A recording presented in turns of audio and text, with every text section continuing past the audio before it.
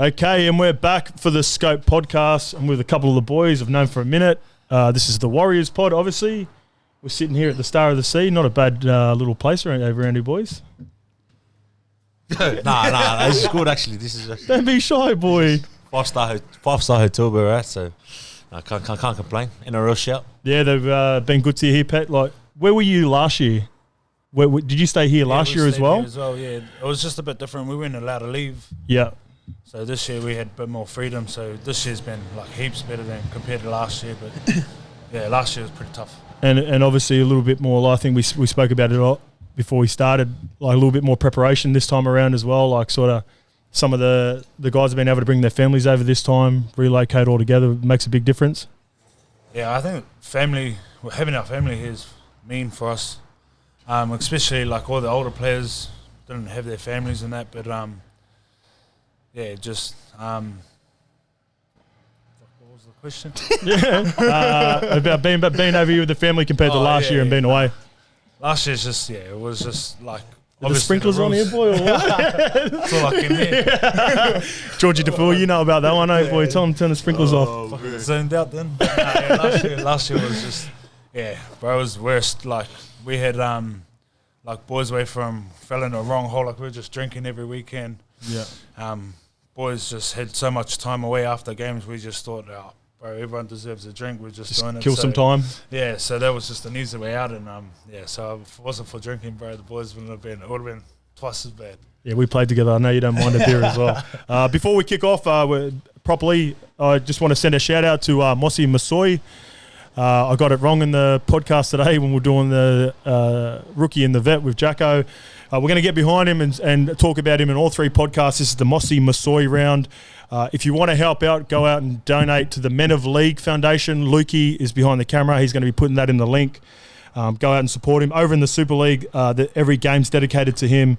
If you can tune into the games over there and support him as much as you can. Mossy, like I said on the podcast today, he was a beast out on the field, but one of the nicest guys off the field, man. So anything we can do to help him out, we'll make sure we'll be doing. Especially, obviously back home, one of the big Islander boys too, and always loved it off the back fence, old Mossy. You play against Mossy back in the day, the Roosters, and played him international level. Yeah. Wouldn't want to be in front of that fella. Yeah, he's a handful, man. Yeah. All right, boys. The way I like to start off the podcast is start with one thing I'm grateful for.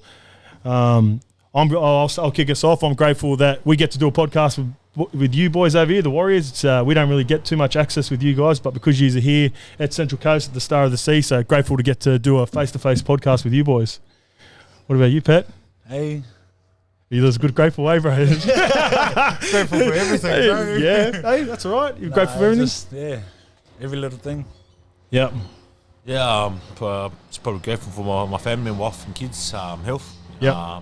A lot of things going on in the world at the moment, a lot of people being sick and stuff like that. So just grateful for all my family being healthy and Yeah, that's good, bro. Speaking family, touch on that. Me and you have known each other for a minute. You lived with our family back at the Parramatta house when you were getting into fucking mischief as.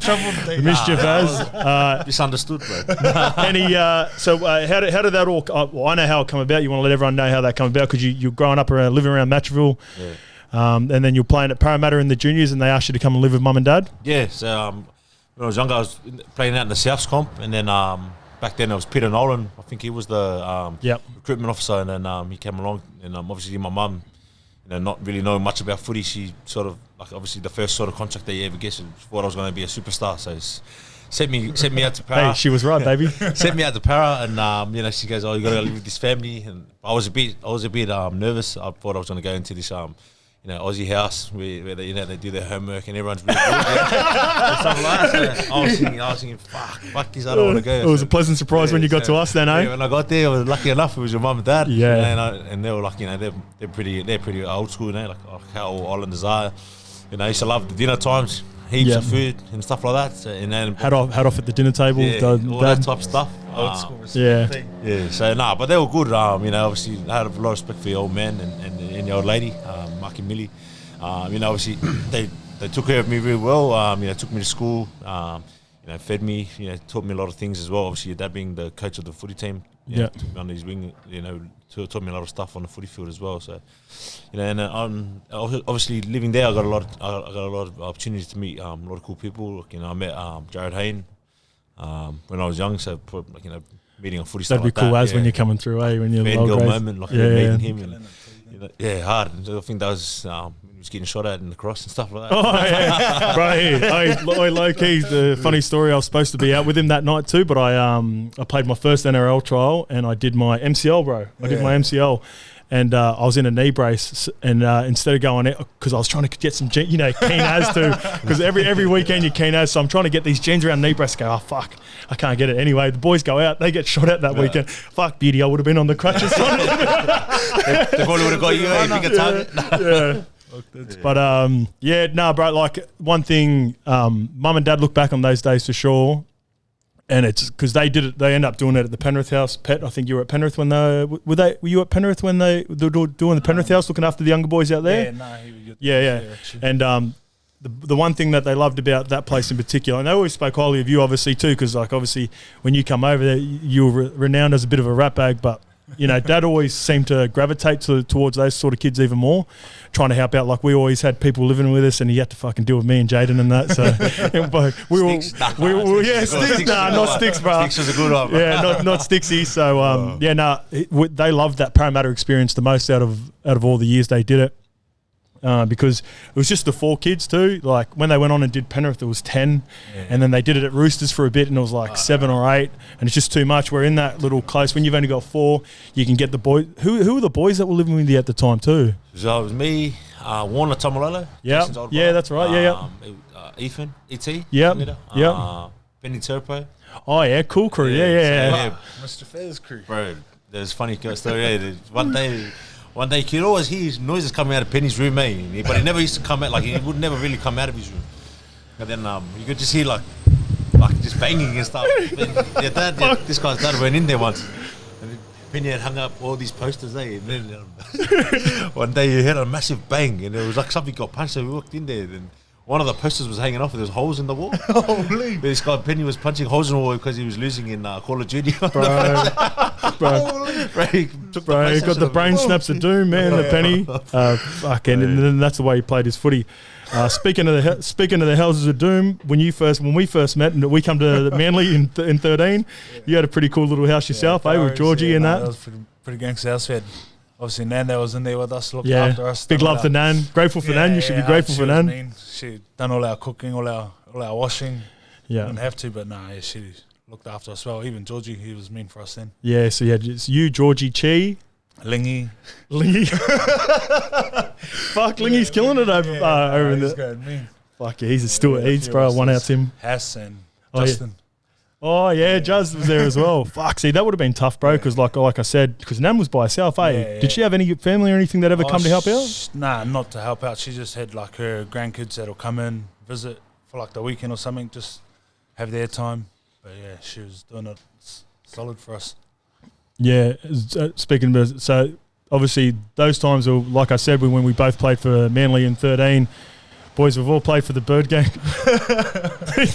I know you said you've got to play them in a couple of weeks, but we're all being ex-Bird Gang members. Been a tough watching the boys, for the first 3 weeks. Yeah, I think the bros have been loving it. I feel for them, bro. Yeah. They're just missing one. Wait, people think they're missing Turbo too, but man, they've been sleeping. I said it at the start because we did a breakdown of every team, and I tried to identify one player that I thought was going to have to step up. And I know he does so much already, bro, but I was like, man, Jakey was going to have to step up and go even harder. Like, I know he's a gun already, but because of you leaving as well and the amount of effort that you got through that for him last year, and it's looking like a pretty good prediction at the moment, bro. Like, fuck, I had him in the 8, but let me down, Never know, bro. We started like that when we made the finals a couple of years back. Oh, did ya? When in Baz's second year? No, when our first year, when Desi came back. Yeah. We started, I think it was 0-3. Oh, bullshit. We went on a good run. Okay. But, I don't know if they can do it without me, Nah. And you've been gone for a minute, Pep, but still a couple of the boys there. So do you watch, watching Manly Penrith games and that? Do you ever get to... Fuck, you probably don't even watch any footy, I'm looking at you as I'm saying that. Watching the highlights in... Just try and watch the boys. Obviously, like, try watch Penrith and that. Got old mate there, Georgie, see how he's going. Yeah. I caught up with Georgie and Tones the other day too. Yeah, good, bro. We had the Shisha of Doom. Had a smoke, watching footy. But always like we've obviously all kept pretty close, man. We're still in that group chat that's been going now for 7 or 8 years. Yeah. I don't know how I ended up. Me and you, a couple of Maldives ended up with all the Tongans and Samoans. All the Islanders. I was grateful for being in that group. But now moving on a little bit, boys. One thing I want to touch on, Ads, is congratulations for the weekend, bro. 100 games. Considering, like I said, where you come from, where you're a bit of a rat bag growing up, and how you developed now over the last couple of years. What did it mean for you to play 100 games on the weekend, score a meaty, and sort of starting to become a leader? I know you're new to the club, but do you consider yourself a leader with 100 games in, or? No.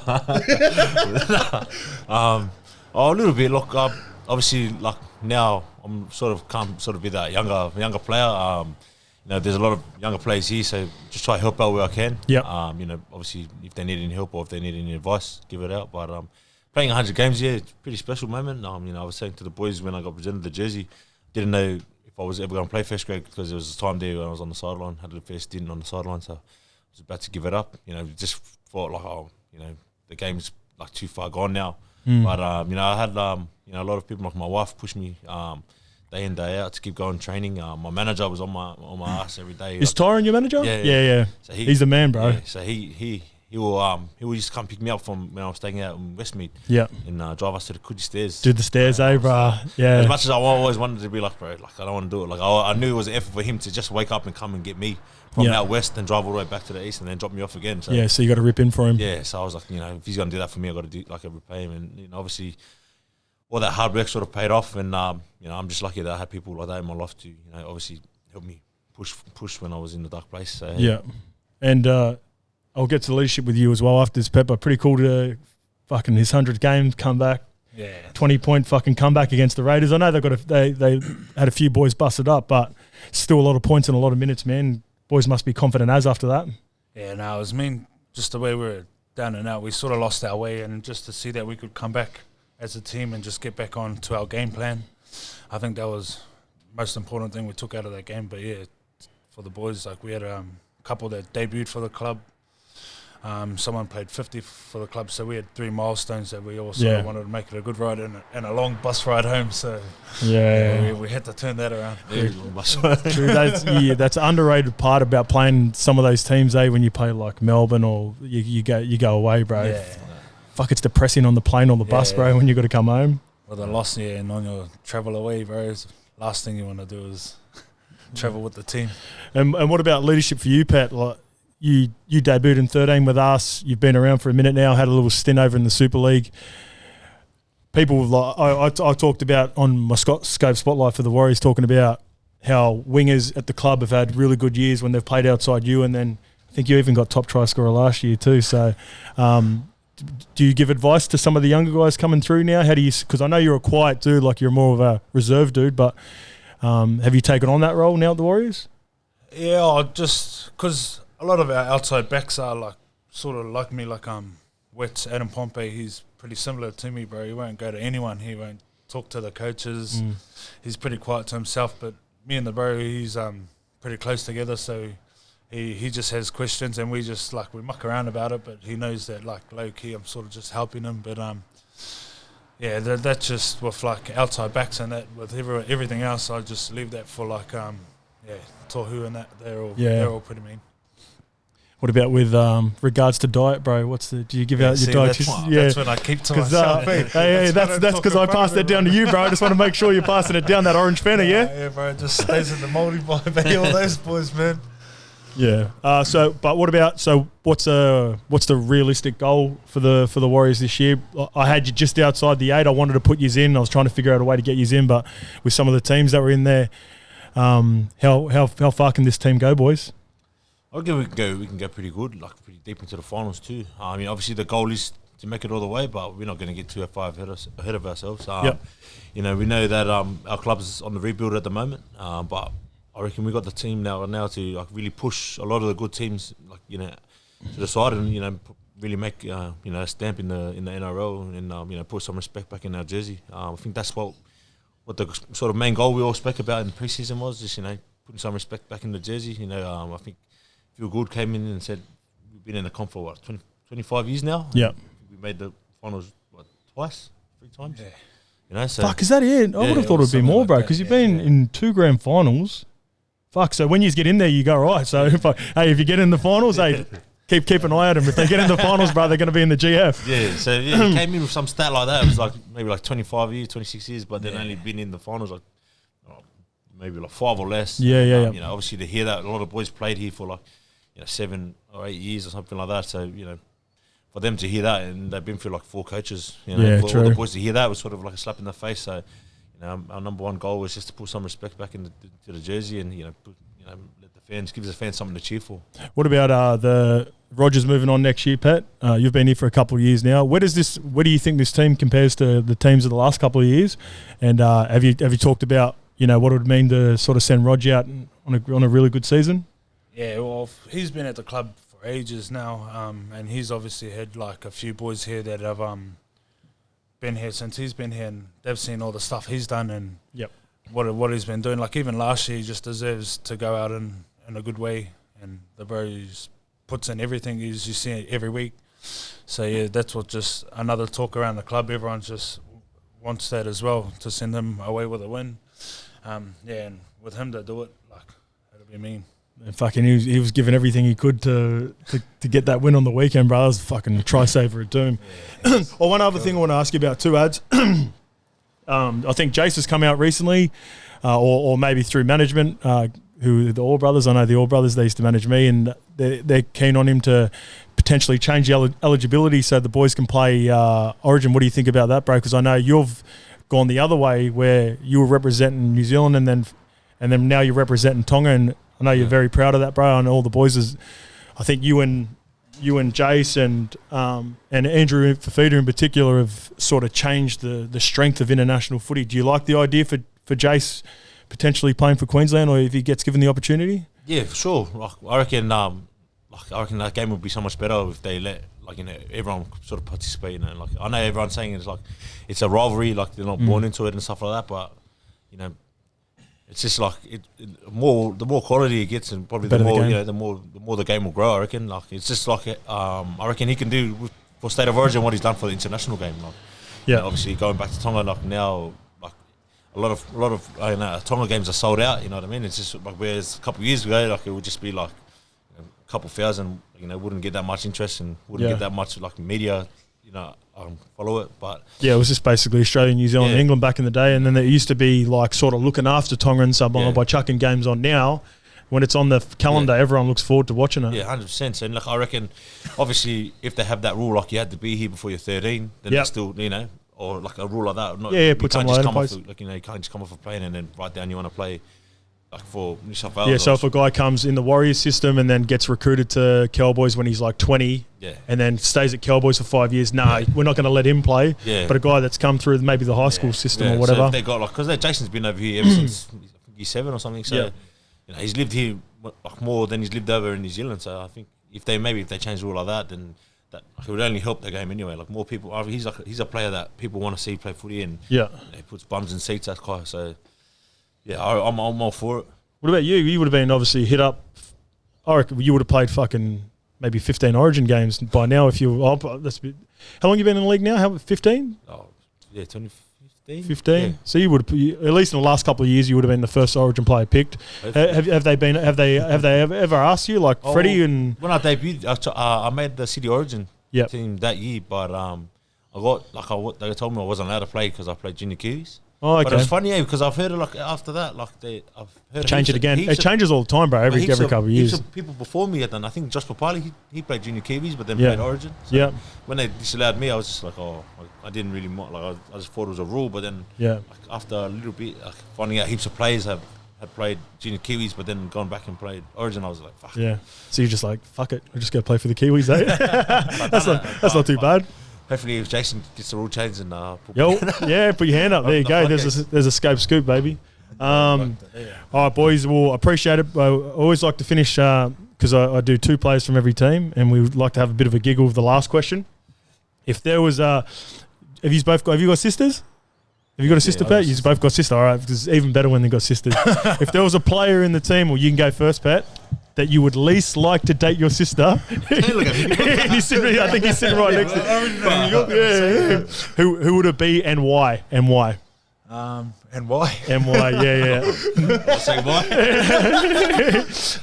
I'll let you say, Jazz. I'll probably go Paulie Turner. Paulie Turner, yeah. Well, what's up? Yeah, What's up with Paul? Why's Paulie no good? Nah, he's just no good. He's no good. No good. What about you, Ads? Yeah, I'm gonna say Jazz. Yeah, Bro. Why Jazz? Being around that bloke, bro, it's not hygienic. Bro, and he's just a rat bag, bro. Bro.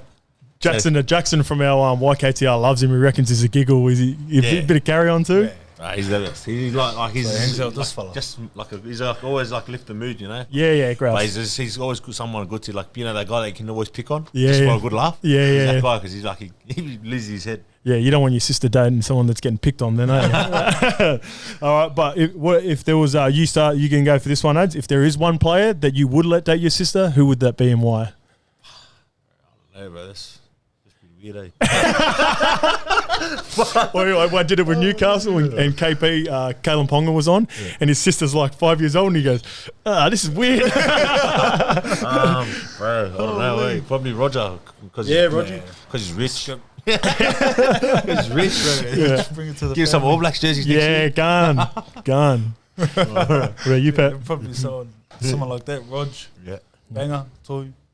Seems like a real fucking wholesome, good dude, eh, Rog? I haven't met Rog before ever, man. Like, he seems like the nicest guy ever. Yeah, He's a nice guy, bro. everything too. Yeah. Everything right, that fella. Yeah, gun. All right, boys. Well, good luck on the weekend playing the Roosters. Oh, quickly touch on the Roosters game. Few players out for him. Have you had watched much video on them yet? Yeah. Oh, obviously they lost a lot of good players, but they still got 8 or 9 international players in their lineup. So we're not gonna take the respect off them. They're top 4 team, and they have been for a while for a reason. Yeah. They got that much depth in their club. So hard. So this week's going to be a big one. I reckon they're going to step up to the challenge even more so, that because they have to perform. It's almost an ugly time to get them, because you want to like if they'd gone 3 in a row, you almost want to get them. They're feeling a bit cocky and that, and then you're going hard at them. Yeah, well, that's the thing. Yeah, so like I reckon they're going to sort of step up because all of their big dogs are out. I reckon a lot of boys are going to try and stamp their name into the team now. Yeah, true. So yeah, but I'm looking forward to it. I love playing against them. They got top world class props. Yeah, their pack's still really strong. Yeah. Yeah. So I love going up against teams like that. They have big forward packs. So yeah, can't wait this week. All right, boys. Well, good luck for the weekend, and thanks for coming on, eh? Cheers.